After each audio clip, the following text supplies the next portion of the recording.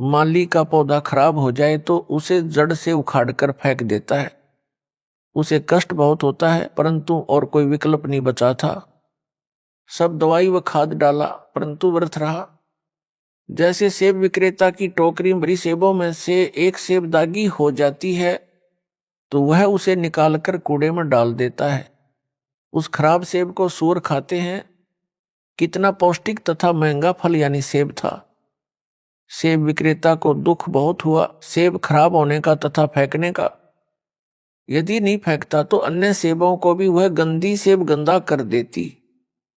संजय दिल्ली के अपलक्षण हद से ज्यादा देखकर इसे संगत यानी टोकरी से निकालकर फेंका।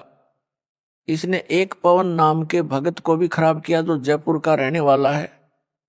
इन दोनों को टोकरी से निकालकर फेंकना पड़ा। दास को दुख तो बहुत हुआ, परंतु विवश होकर यह कदम उठाना पड़ा। कबीर गुरु के दिल से उतरे, वह नाम बिहुना होए। जाको काल घसीट ही राख सके ना कोई। मानुष जन्म पाए कर खोए, गुरु विमुखा जुग जुग रोवे। गुरु से करे कपट चतुराई, सो हंसा भाव भर में आई। गुरु से कपट शिष्य जो राखे, यमराजा के मुख दर चाखे। संजय साकट कहता है कि रामपाल तो सतगुरु है। वह न संत है न भगत है न दास है। मैं दास भगत संत हूं। सारी संगत रामपाल को भगवान यानी साहेब मानती है। रामपाल सतगुरु है, भगत दास संत नहीं है। रामपाल ने 13वें पंथ के विषय में बताया है कि 13वें पंथ से सब अंधियारा हटेगा, वह संत भगत दास होगा। मैं यानी संजय ही वह संत भगत व दास हूं।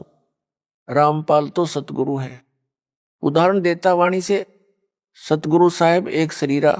सतगुरु और साहेब यानी भगवान तो एक है। सारी संगत रामपाल को भगवान यानी साहेब मानती है, इसलिए साहेब और सतगुरु एक है। इसलिए रामपाल सतगुरु सिद्ध हुआ।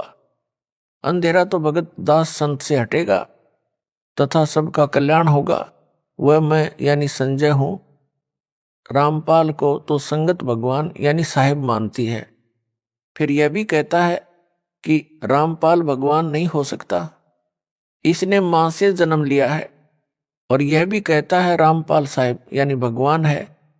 साहिब और सतगुरु एक है, इसलिए रामपाल अज्ञान अंधेरा नहीं हटा सकता। अज्ञान अंधेरा तो दास भगत संत हटाएगा। वह मैं यानी संजय हूं, इसलिए रामपाल सतगुरु सिद्ध हुआ। इसको कहते हैं हुआ बाई बकदा, बिना सिर पैर की बातें। उस साकट से कहा जाए कि इससे आगे भी बोले, सतगुरु बिना ना लागे तीरा। पूर्ण चौपाई इस प्रकार है, सतगुरु साहेब एक शरीरा, सतगुरु बिना ना लागे तीरा। इसका अर्थ यह बनता है, सतगुरु व परमात्मा एक ही शक्ति होते हैं। सतगुरु के बिना न लागे तीरा का अर्थ है कि भवसागर के दूसरे तीर यानी किनारे नहीं जा सकता, यानी संसार से पार नहीं हो सकता। यदि वह मुझ दास को सतगुरु बताता है तो वाणी ही स्पष्ट कर रही है कि जीव का मोक्ष भी सतगुरु यानी रामपाल के बिना नहीं हो सकता। साकट संजय दिल्ली वाला फेल हुआ, यह उवा बाई बकता है। संजय गुरुद्रोही कहता है कि जो असुर निकंदन रमणी में संत गरीबदास जी ने कहा है कि सतगुरु दिल्ली मंडल ऐसी, वह मेरे यानी संजय के लिए कहा, क्योंकि मैं दिल्ली से आया हूं, इसलिए 13वां पंथ मैं ही चलाऊंगा। सब अंधेरा हटाऊंगा, सबका कल्याण करूंगा। विवेचन संजय दिल्ली तो अपने को संत दास तथा भगत कहता है और सतगुरु रामपाल को यानी मेरे को कहता है। इससे भी सिद्ध हुआ कि असुर निकंदन रमणी में संजय के लिए नहीं कहा है, क्योंकि वह तो अपने आप को दास भगत बताता है। सतगुरु मुझे दास को बताता है।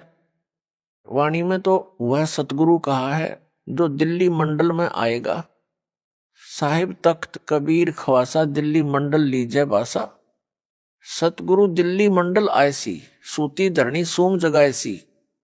अर्थात कबीर साहिब सतपुरुष के तख्त सिंहासन के पास रहने वाला, उनके सतलोक दरबार का खवास नौकर यानी दास दिल्ली मंडल दिल्ली के आसपास निवास करेगा यानी जन्म लेगा। रमैणी में दिल्ली नगर नहीं कहा है। साकट गुरुद्रोही संजय तो दिल्ली नगर में जन्मा है। वाणी में दिल्ली मंडल, मंडल का अर्थ है दिल्ली नगर के आसपास का कुछ क्षेत्र कहा है। जैसे वर्तमान में एनसीआर बनाया है, यह सब दिल्ली मंडल है, दिल्ली अलग राज्य है। वाणी में फिर कहा है कि वही सतलोक में कबीर साहब का खवास यानी दास यानी नौकर दिल्ली मंडल में सतगुरु बनकर आएगा और सोम यानी कंजूस लोगों को तत्व ज्ञान से जगाएगा, भक्ति दान सेवा करवाएगा। असुर निकंदन रमैनी की वाणी में तो स्पष्ट कहा है कि सतगुरु से जीव का कल्याण होगा। साकट संजय दिल्ली गुरुद्रोही का तर्क कुतर्क यानी गलत विवेचन सिद्ध हुआ। इसको वाणी का अर्थ भी ठीक से नहीं करना आता, अनर्थ करके बताता है। काल का दूत यही करता है, यह स्पष्ट काल का दूत है। यह अपने को तत्वदर्शी संत बताता है, कहता है कि मेरे अतिरिक्त किसी को भी गुप्त ज्ञान मूल ज्ञान नहीं है, सब अज्ञानी है। इसने तो दास को भी अज्ञानी बताया है, क्योंकि वो कहता है कि मेरे अतिरिक्त किसी को तत्वज्ञान यानी मूल ज्ञान नहीं है। इससे तो यही स्पष्ट कर रहा है कि मैं संजय गुरुद्रोही ही तत्वदर्शी हूं। यदि वह दास द्वारा बताए यथार्थ अध्यात्म ज्ञान यानी तत्व ज्ञान से भिन्न ज्ञान रखता है तो उसकी पुस्तक बनाए या कोई वीडियो बनाकर इंटरनेट पर डाले, तब मेरी संगत का छोटा सा बालक भी उसके अज्ञान का पर्दाफाश कर देगा। यह संजय दिल्ली गुरुद्रोही प्रथम नाम मंत्र वही जाप करने को देता है या मेरी आवाज से प्रथम मंत्र दीक्षा दिलाता है जो दास ने इसको दीक्षा में दिए थे, तथा जो भी सतनाम यानी 2 अक्षर का इसको दिया है, इसको ना सार नाम दिया है ना सार शब्द प्राप्त करवाया है। अब यह गुरुद्रोही इन दोनों नामों प्रथम मंत्र तथा सतनाम से भी खाली हो गया है। वाणी में कबीर परमेश्वर ने कहा है कि गुरु के दिल से उतरे वह शब्द बिहुना होए, वाकू काल घसीट ही राख सके ना कोय।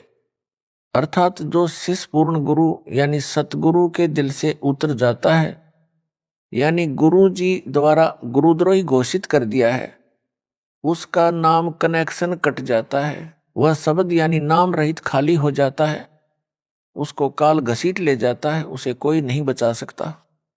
इस संजय दिल्ली साकट गुरुद्रोही को काल घसीट कर ले जा चुका है।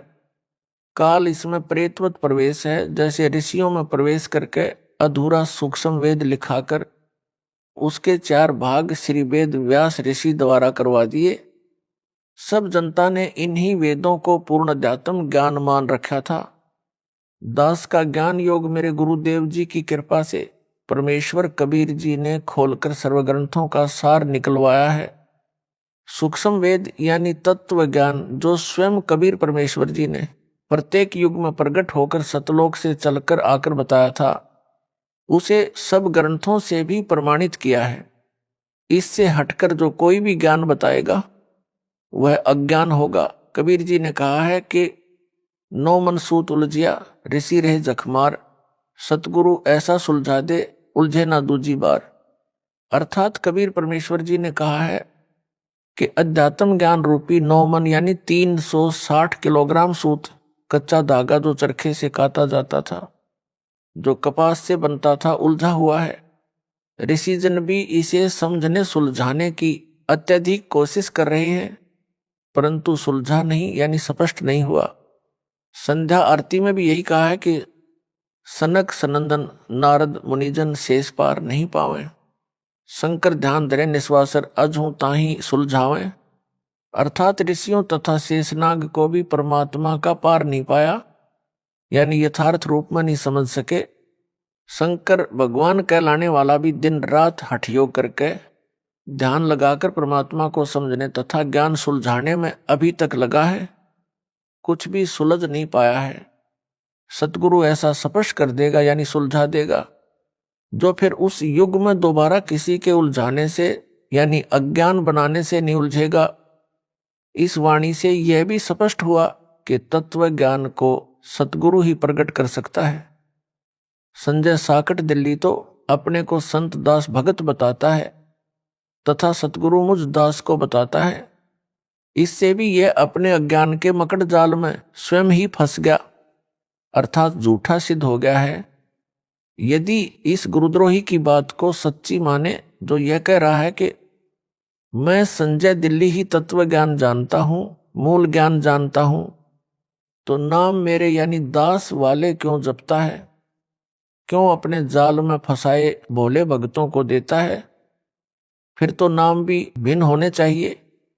यदि यह कहेगा कि नाम तो यही सही है, तो फिर इसके तत्व ज्ञान का क्या अचार डालना है? मोक्ष तो निज नामों से होना है, वे यह दास दीक्षा में दे रहा है। दास को मेरे गुरुदेव स्वामी रामदेवानंद जी से नामदान करने की आज्ञा मिली है, जो एक संत मत की परंपरा है। इसको गुरुद्रोही घोषित मेरे द्वारा कर रखा है। इससे ये नाम लेने से कोई लाभ नहीं होगा, यानी मोक्ष नहीं हो सकता। विशेष दास ने अपने पूज्य गुरुदेव जी के सानिध्य में अध्यात्म ज्ञान को बारीकी से समझ लिया था। गुरु मर्यादा में रहना मोक्ष का मूल मंत्र है, जिसका दास ने परमात्मा से डरकर पालन किया। गुरुपद दास को दिया जाएगा, यह तो स्वप्न में भी नहीं सोचा था, क्योंकि दास एक सामान्य भगत था, गृहस्थी बाल बच्चेदार था। हरियाणा सिंचाई विभाग में जेई यानी जूनियर इंजीनियर के पद पर नौकरी करता था। दास ने अपने छोटे भाई महेंद्र दास को यह ज्ञान बताया। एकदम नया तथा पहले वाले से बिल्कुल विपरीत होने के कारण पहले तो कोई रुचि नहीं दिखाई, परंतु बड़ा भाई होने के कारण ज्ञान सुनने से इनकार नहीं कर सका, मन मारकर सुनता रहा। फिर परमेश्वर कबीर जी की कृपा से, गुरुदेव जी के आशीर्वाद से दास का प्रयत्न सफल हुआ और मान गया। गुरु जी यानी स्वामी रामदेवानंद जी से दीक्षा उसे दिलाई। फिर तो उसने अपने अनेकों साथियों को भी ज्ञान समझाया, उनको गुरुदेव जी यानी स्वामी रामदेवानंद जी से नाम दिलाया। यह दास भी अपने संपर्क वालों को ज्ञान समझाकर गुरु जी से दीक्षा दिलाता था। ऐसा शुभ कर्म वर्षों चलता रहा। दास ने 17 फरवरी 1988 को पूज्य गुरुदेव जी से दीक्षा ली थी। सन 1994 तक सबको गुरुदेव जी से दीक्षा दिलाया करता। एक दिन नए भक्तों को नाम दिलाने के लिए गुरुजी के पास गया। भगत महेंद्र दास भी मेरे साथ थे। समागम चल रहा था। गुरुजी के आसपास बहुत सारे भगत बैठे थे। गुरुजी उनमें से किसी की फरियाद सुन रहे थे। हम सब भक्तों के पीछे बैठ गए। एक सेवादार के माध्यम से पहले की तरह नए भक्तों को नाम दिलाने का निवेदन किया। भगत की बात सुनकर गुरुदेव जी ने हमारी ओर कृपा दृष्टि की। हम सब ने दंडोत प्रणाम किया। उसी समय सैकड़ों भक्तों की उपस्थिति में दास को नाम देने का आदेश दिया। कहा कि आज के बाद तू नाम दिया करेगा। मेरे को पसीना छूट गया। विचार किया कि कोई गलती तो नहीं हो गई जिससे गुरुजी नाराज हो गए हो। कानों पर विश्वास नहीं हो रहा था। गुरुजी नाराज नजर नहीं आ रहे, मुस्कुरा रहे थे। इसलिए हिम्मत बनी रही। दीक्षा देने का आशीर्वाद देते समय कहा कि आज के बाद यह तुम्हारा गुरु होगा। उपस्थित भक्तों की ओर संकेत करके कहा। मेरी दशा देखकर समझ गए कि भगत घबरा गया है। बोले कि अपने को अकेला न समझना, मैं तेरे साथ रहूंगा। परमेश्वर कबीर जी के आदेश से यह आशीर्वाद तेरे को दिया है। तेरे बराबर विश्व में संत नहीं होगा। आशीर्वाद देकर हमें भेज दिया। सुबह माइक से आवाज लगी कि रामपाल रोहतक को स्वामी जी याद कर रहे हैं। हम सब तुरंत पहुंच गए। भगत महेंद्र दास भी साथ था, क्योंकि हम छुडानी गांव में ही भगत महेंद्र दास की ससुराल में रुके हुए थे।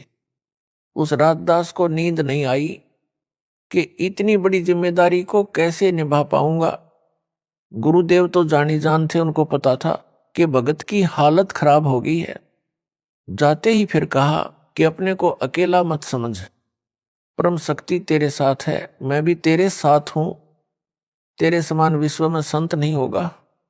और कहा कि इन सबको नाम दे जो नए भगत दीक्षार्थ आए थे। अपने सामने दीक्षा दिलाई। स्वामी जी ने सर्व संगत को बोल दिया कि आज के बाद मैं किसी का गुरु नहीं रहूंगा, रामपाल से दीक्षा ले लो।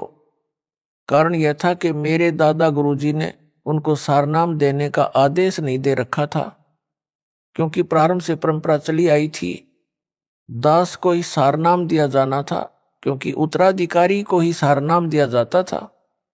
स्वामी जी ने मेरे अतिरिक्त किसी को सारनाम नहीं दिया था। मेरे को आगे सारनाम देने का परमेश्वर कबीर जी का आदेश स्वामी जी को मिलने के बाद ही दिया था।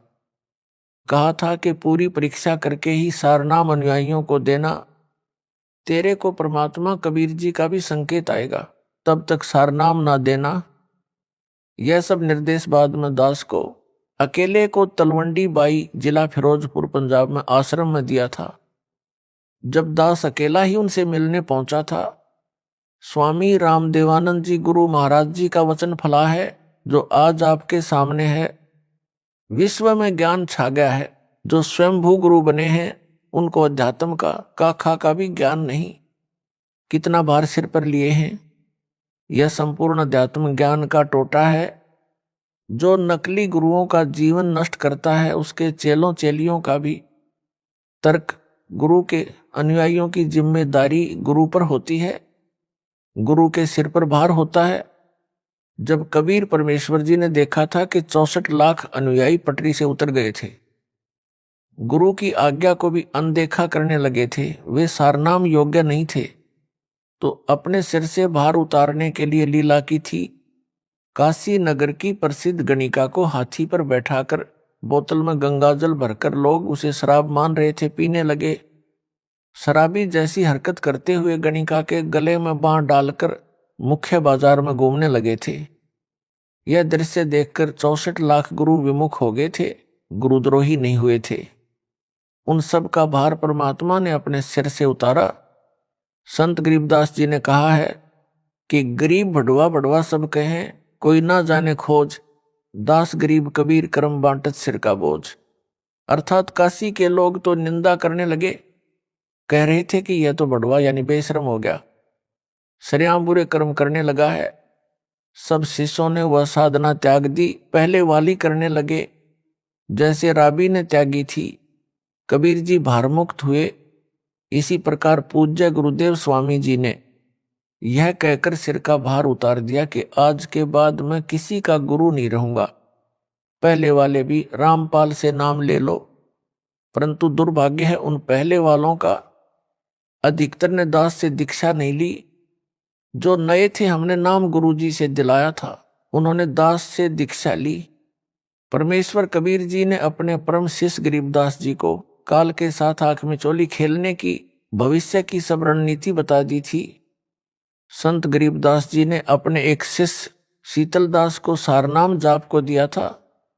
उसे समझा दिया था कि केवल परम शिष्य को सारनाम देना है, वह केवल अपने उत्तराधिकारी को सारनाम देते रहेंगे। अगला निर्देश मेरा यानी कबीर जी का आएगा, उसके बाद संगत को देना प्रारंभ करना है। उसी आदेश के अनुसार यह सारनाम गुप्त रखा था। 1 मार्च सन 1997 को दास को परमेश्वर कबीर जी मिले। सारनाम देने का सही समय बताकर सारनाम देने का आदेश दे गए। दास से पहले मेरी गुरु प्रणाली के संतों को छोड़कर किसी कबीर पंथी या गरीबदास पंथी को सारनाम तो दूर है, सतनाम का भी ज्ञान नहीं था। सार शब्द तो अभी तक रहस्य में रखा है। सारनाम भी लंबी परीक्षा के बाद दिया जाता है। जो काल के दूत होते हैं वे पहचाने जाते हैं। जैसे यह संजय सारनाम मिलने से पहले ही पिछन गया कि यह काल का दूत है। गुरु बनना खाला जी का घर नहीं है। गुरु जी के आदेश के पश्चात नाम देने से तथा सारनाम देने से शिष्यों का भार नहीं रहता। जो केवल सतनाम या प्रथम नाम के पश्चात मृत्यु को प्राप्त हो जाते हैं, गुरुद्रोही नहीं होते हैं, तो उनको वर्तमान में तुरंत मानव जन्म मिलेगा, पूरी दीक्षा मिलेगी, वे मोक्ष प्राप्त करेंगे। 1000 वर्ष तक यह वीडियो से दीक्षा दी जाती रहेगी।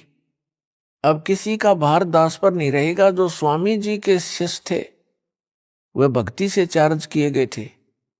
प्रथम मंत्री अधिकतर को दिया करते थे, किसी किसी को सतनाम देते थे। दास को प्रथम व द्वितीय नाम एक साथ दिया था। सारनाम 1 हफ्ता बाद दिया था। उस समय दास को उपरोक्त योजना की जानकारी दी और बताया कि ये जितने पहले वाले शिष्य हैं ये तो केवल भौतिक सुख ही मांगते हैं, वो इनको संपत्ति यानी संतान दे रखा है, केवल तू ही एक ऐसा मिला जिसने मोक्ष मांगा। दास ने कहा कि हे दीन दयाल, भौतिक सुख यानी संतान नौकरी आपने पहले ही दे रखा था, आपके ज्ञान के पश्चात इसकी इच्छा भी नहीं रहती, इसलिए एक मोक्ष की ही भीख दास आपसे मांगता है। गुरु जी मुस्कुराए और आशीर्वाद दिया। यह परमेश्वर कबीर जी की प्रीप्लान पूर्व निर्धारित योजना थी। समझा है तो सिर धर पाऊं, बहुर नहीं रे ऐसा दाव। 17 फरवरी 1970 से 17 मई 1995 तक 18 वर्ष नौकरी करके त्याग पत्र देकर सतगुरु जी के आदेश का पालन करने के लिए छोटी सी नौकरी त्याग दी, जो एकमात्र निर्वाह का साधन था। 2 बच्चों लड़के तथा लड़की का विवाह सन 1994 में किया था। 2 बच्चे, एक लड़की एक लड़का छोटे थे, पढ़ रहे थे। राम हवाले छोड़कर सतगुरु जी के चरणों में समर्पित हो गया, मुड़कर घर नहीं गया। परमेश्वर के हंसों तथा हंसनियों यानी भक्तों भगतमतियों को सच्चे परमात्मा का सच्चा ज्ञान देकर सच्ची भक्ति बताई। सतगुरु जी के आशीर्वाद से दास का त्याग रंग लाया। बच्चे भी परमेश्वर ने पाले व पढ़ाए, दास को अपनी नौकरी दी, दास का कल्याण किया, सतलोक का निवासी बना दिया। विश्व में इस ज्ञान का कोई सानी नहीं। सब ग्रंथों का सार निकालकर भगत समाज के समक्ष रख दिया। असंख्यों वर्षों का उलझा ज्ञान सुलझ गया। जिनको मोक्ष चाहिए आओ और अपना जन्म सफल बनाओ। गरीब ज्यों बच्चा गऊ की नजर में, यूं साईं को संत, भक्तों के पीछे फिरे भगत वत्सल भगवंत। यह कहावत दास के ऊपर चित्रार्थ हुई। दास ने भक्तों के सहयोग से गांव-गांव नगर-नगर में जाकर सत्य ज्ञान सत्य साधना की अलख जगाई। गुरुदेव के आशीर्वाद ने सब कार्य किया। सन 1996 में किसी भगत के रिश्तेदार ने एक गज यानी 85 वर्ग गज में बनी एक कमरा, बरेंडा, रसोई, बाथरूम तथा लैट्रिन, कुछ आंगन वाली छोटी सी कुटिया कुछ समय के लिए प्रयोग करने के लिए दी। यह कुटिया उसने स्वयं खरीदकर अपने पाखंडी गुरु को बनाकर दे रखी थी, जो बाद में धोखेबाज निकला। जो मेरे पूज्य गुरु जी के पास रहता था, भगवान वेश भी ले रखा था, गुरु के साथ भी धोखा करके भागा था, गुरुद्रोही बना था। कुटिया दान करने वाला हमारा भगत नहीं था, उस पाखंडी का भगत था, जिस कारण से वह किसी बाबा पर विश्वास नहीं करता था। हमारे भगत के कहने पर वह कुटिया उधारी दी थी। जब भगत ने पूर्ण विश्वास दिलाया, तब परम पूज्य गुरुदेव स्वामी रामदेवानंद जी के 3 आश्रम पंजाब राज्य में, खन्ना, मोगा तथा तलवंडी भाई की, तथा एक आश्रम नजफगढ़ दिल्ली में था, जहां पर दास को दीक्षा की भीख मिली थी। उस समय दास ने उनकी सेवा में एक भगत भेज रखा था। भगत ने बताया कि दादा गुरुजी ने अपने निजी सेवादारों को बुलाया और बोले कि मुझे हरियाणा ले चलो रामपाल के पास। आयु बहुत हो चुकी थी, लंबा सफर करना उचित ना था।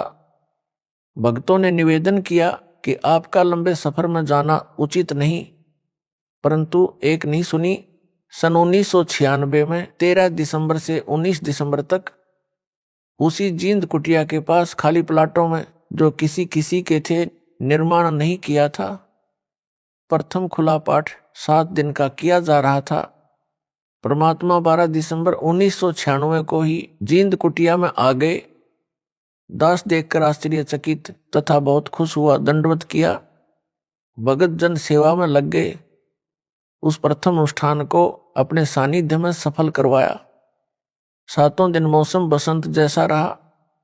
20 दिसंबर 1996 को सर्दी व धुंध छा गई। स्वामी जी उस कुटी में 23 जनवरी 1997 तक रहे। 24 जनवरी को तलवंडी भाई पंजाब में गए। 25 जनवरी को विश्राम किया। 26 जनवरी 1997 को बैठे बैठे सतलोक चले गए। सब आश्रमों की सुविधा त्याग कर अपने दास विदुर के पास आए। वहां जब देखा कि यथार्थ कबीर पंथ यानी 13वें पंथ की नींव दृढ़ हो चुकी है, सतलोक चले गए। जब उनका जींद कुटिया में डेरा था, दास उनकी आज्ञा लेकर गांव में सत्संग व पाठ करने गया था। सेवादारों को बताया था कि दास उस दिन आएगा, तब तक गुरुजी का ध्यान रखना। उस निश्चित दिन को दास कुछ लेट हो गया। कुटिया में केवल गुरुजी के स्नान आदि की व्यवस्था शुद्धता से की थी। शुद्धता का ध्यान रखते हुए दास जींद पहुंचकर किसी भगत के घर स्नान करने लगा, जिस कारण से देरी हुई। उस समय तक सेवादारों से 10 बार पूछा कि रामपाल आया है। उनको तान रखा था कि पता करो क्यों नहीं आया। उस समय मोबाइल को तो जानते भी नहीं थे, अन्य फोन भी गांव में नहीं थे। जब भक्तों को पता चला तो एक भगत आया और बोला, स्वामी जी ने 10 बार पूछ लिया कि कहाँ है, आज आने की कह गया था, क्या कारण हुआ। दास उसी समय भगत की मोटरसाइकिल लेकर तत्काल पहुंचा। कई भगत बैठे थे। दास ने दंडवत किया और चरण चंपी करने लगा। दास का सिर पकड़ा और ऊपर को किया। बोले, मैंने भगवान पा लिया, तेरा पाना दुर्लभ हो गया। दास चुप रहा। गुरुदेव की अंतरात्मा की आवाज थी। अगले दिन तलवंडी बाई वाले आश्रम में चले गए, वहां से सतलोक गमन किया। कबीर हरि के रूठते गुरु की शरण में जाए। कह कबीर, गुरु रूठ गए तो हरि ना होत सहाय। कबीर, जिन बातों से गुरु दुख पावे, उन बातों को दूर भावे। गरीब इन बातां क्या पाइए, राजी कर सतगुरु रूठे नू। अर्थात गुरु को प्रसन्न रखो, मोक्ष होगा। बकवादों से कुछ नहीं मिलना। यह संजय दिल्ली गुरुद्रोही दावा करता है कि यहां मेरे आश्रम में भूत माफी मांगते हैं। भूतों को यहां बुलाया जाता है। बहुतों की प्रेत बाधा दूर हो रही है। यह क्या छोटी बात है? क्या मेरे में शक्ति नहीं है? इसका उत्तर इस प्रकार है। आपको राबी के विषय में ज्ञान है कि उसने सतगुरु देव जी से दीक्षा लेकर 4 वर्ष साधना की थी। फिर किसी मजबूरी के कारण वह साधना त्यागनी पड़ गई। परंतु ऐसी परिस्थिति में भक्ति मार्ग त्यागना गुरुद्रोही की श्रेणी में नहीं आता, गुरु विमुख वाली श्रेणी में आता है। उस 4 वर्ष की मर्यादित साधना से उस देवी में इतनी भक्ति की शक्ति हो गई थी कि उसके लिए मक्का वाला मंदिर उड़कर विमान की तरह लेने चला आया और उस भगत आत्मा को लेकर यथास्थान पर स्थापित हो गया। परंतु मोक्ष से बहुत दूर रही। मोक्ष कई जन्मों में कष्ट भोगकर पुनः सतगुरु शरण में आने से ही हुआ। यह संजय साकट भी 3-4 वर्ष मर्यादा में रहा। अब यह गुरुद्रोही हो चुका है। इससे मोक्ष 100 कोस दूर हो गया है।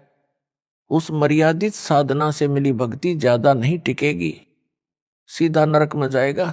यह है सार ज्ञान। यदि इसे समझ होती तो इतनी बड़ी गलती नहीं करता। अब नाम देने का अधिकार इसको यानी संजय दिल्ली को दास ने यानी इसके भूतपूर्व गुरु ने नहीं दे रखा। वह सार नाम इसको प्राप्त नहीं।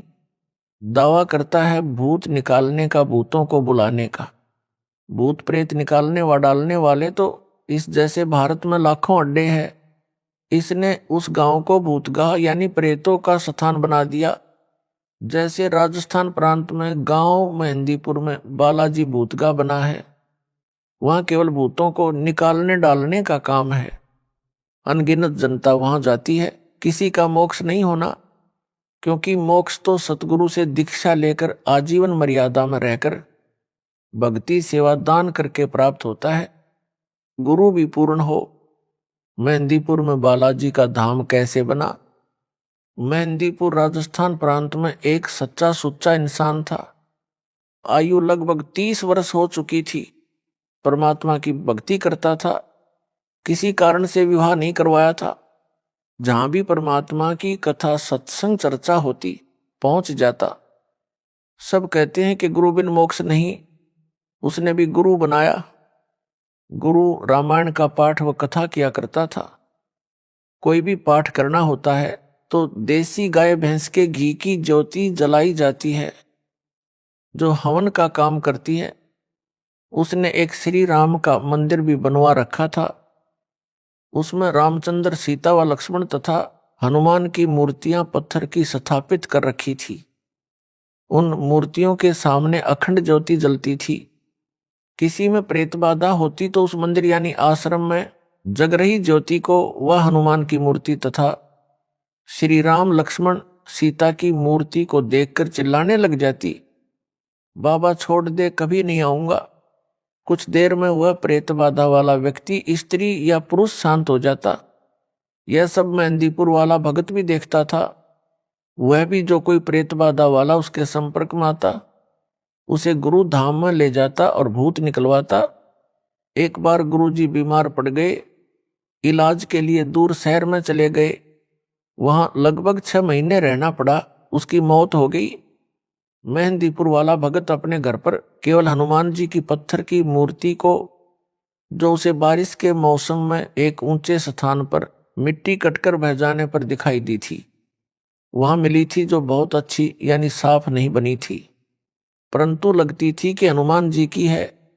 उसे हनुमान जी की कृपा से मिली